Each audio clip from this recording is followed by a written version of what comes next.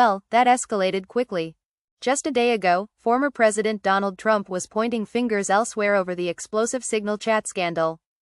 But now, it looks like National Security Advisor Mike Waltz is in the hot seat. It all happened on Wednesday evening while Trump was signing an executive order. When a reporter asked who was responsible for the leaked Signal messages, Trump's response was, "Well, classic Trump. It was Mike, I guess.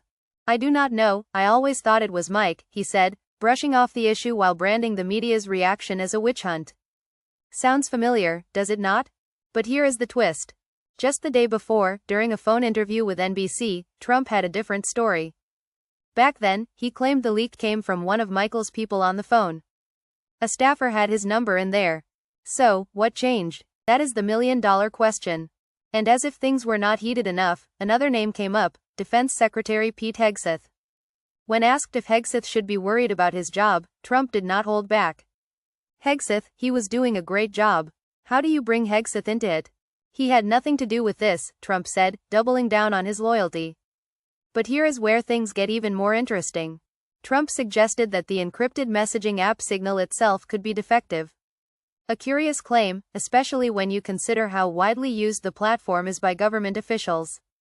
Is Trump implying there is a bigger technological flaw at play? Or is this just another attempt to shift the narrative?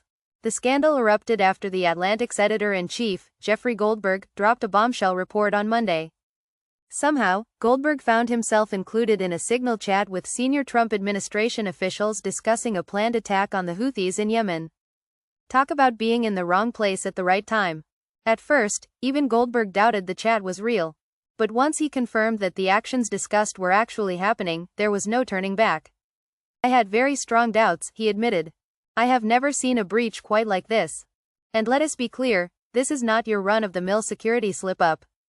Sure, U.S. officials use Signal for quick, secure communication.